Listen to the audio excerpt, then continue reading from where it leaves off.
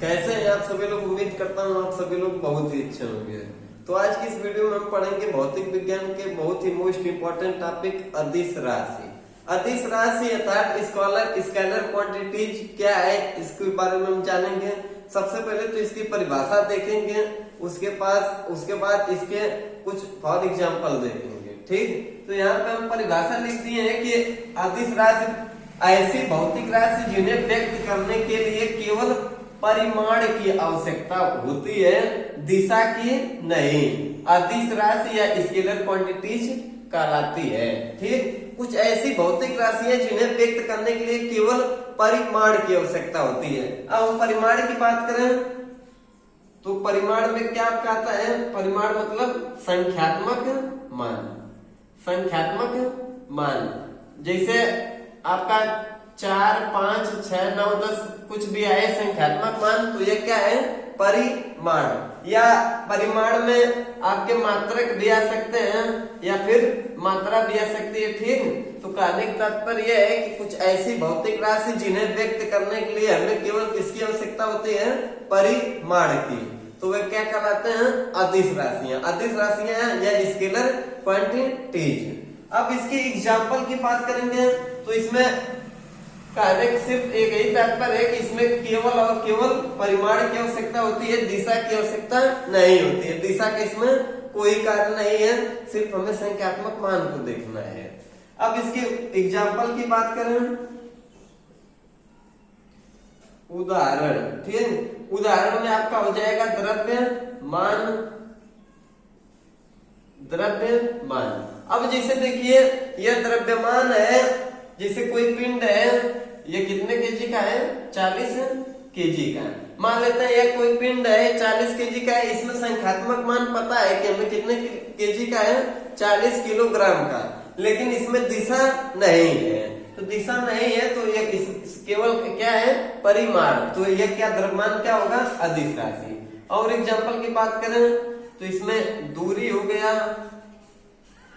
चाल हो गया, समय आपका हो गया, ठीक, आयतन हो गया आदि। यह सब क्या है, अदिश राशि के उदाहरण। बहुत से इसके एग्जाम्पल है। तो इस तरीके से आप समझ सकते हैं कि अब दूरी की बात करें, जैसे किसी दो बिंदुओं के बीच की दूरी। अब जैसे देखिए एक बिंदु यह है और एक बिंदु यह है, इन दोनों के बीच की दूरी 3.5 मीटर है।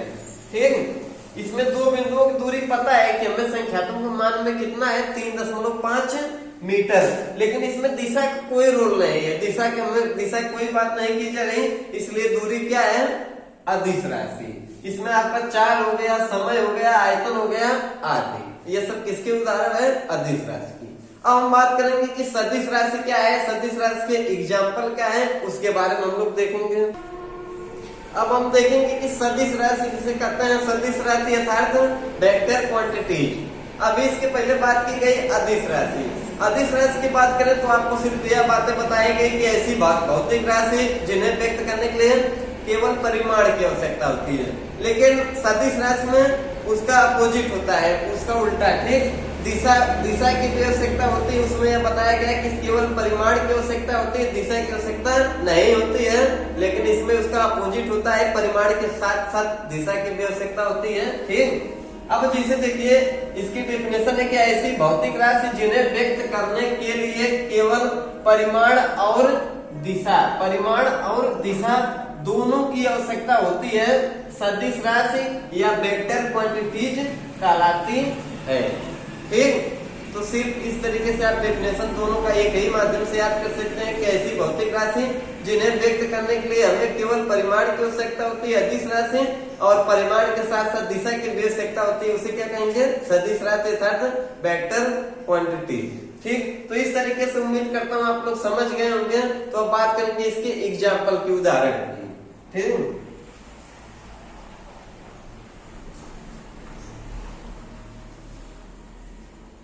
उदाहरण की बात करें तो इसमें आपका हो जाएगा विस्थापन, बल, वेग,